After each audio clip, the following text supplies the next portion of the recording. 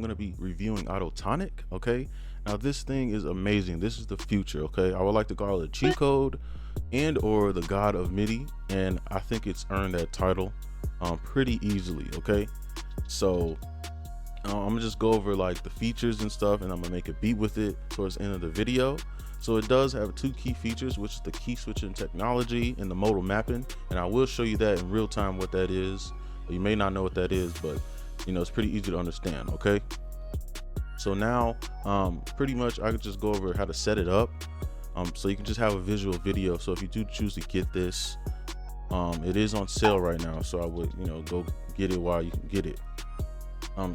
They do have a easy follow, to follow tutorial that comes with it, but you know, some people like the visual, so I'll show you how to do that. So if you're on Windows, you're gonna probably want to download, where you're gonna have to download a MIDI driver.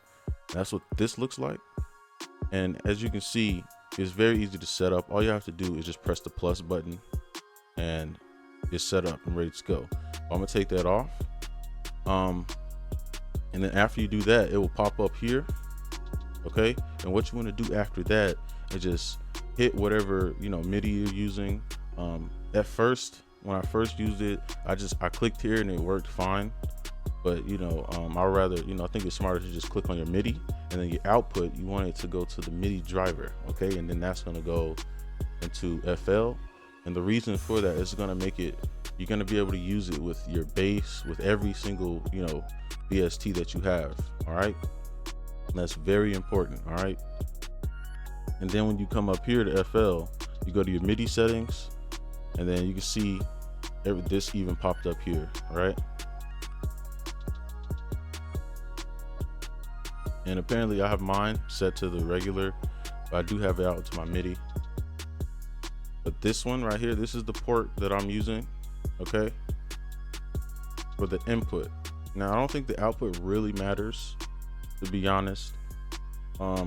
If this is the regular one, if this one doesn't work, you can just use the port that you had, and let me click back, just use the same port. All right, but I think everything should be fine just like this. So that's just how you set it up and everything. Okay, so now I'm just go over some more key features, because I think they have way more than that. All right, and the good thing about this, it has like every scale you need and a good explanation about the scales and examples. As you can see, it does have examples and everything. Okay, so if you're pretty smart, you already know what, you know, this kind of does, but just by looking at it. Okay, so what I'm gonna do, I'm gonna just play something and show you. Now luckily I have this because I can only use about 2 or 3 fingers on my other hand. Something happened with it, but that's how I have to, you know, what I have to do it for now. So I have to use a smaller MIDI, so it's gonna be a lot easier to play notes and stuff now that I have this. So I'm gonna just go and, you know, I already have a sound here, make sure it's cut. I'm gonna pull this up so you can see kind of, you know, what the notes do. So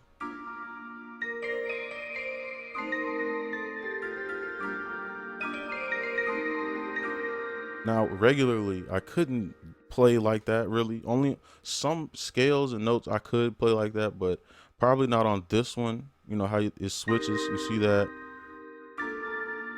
And I probably couldn't do that too well.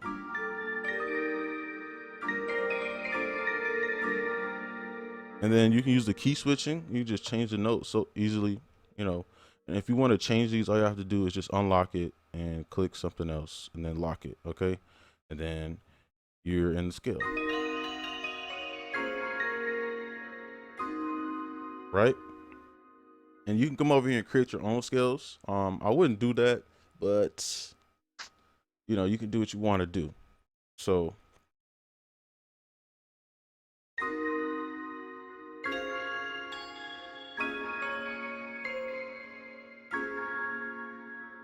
very easy to make scales, very, very, very easy. Okay, we could try with a piano too.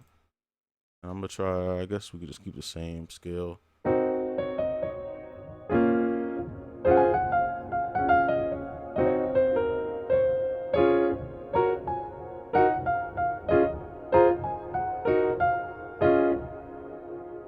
Super easy. It's gonna, if you're a beginner, it's gonna turn you into almost an advanced producer. Obviously, there's the other half, the drums, but that's pretty easy, man. And if really don't have to learn anything about music theory, you just come in here and just play. It makes life so much easier, and that's why I gave it the title, God of MIDI. Okay, so I'm gonna just make a quick beat, just to, so you can have some visually to see instead of me just telling you, it's good. Okay, forgot to mention one thing though. With this here, I did, when they got higher than this number, 62,000 pretty much, you might want to restart it, meaning just delete it and create a new one.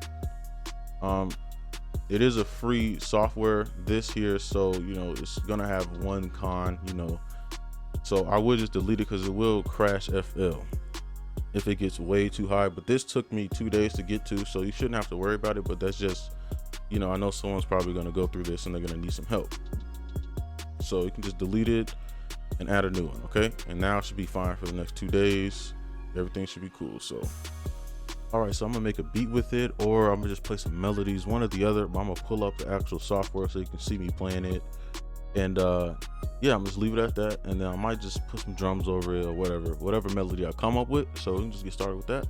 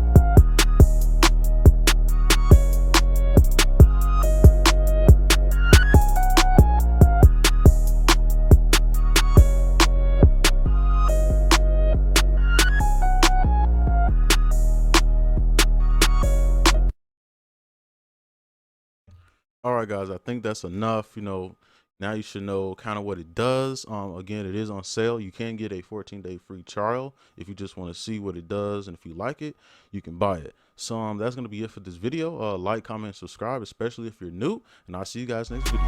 Peace.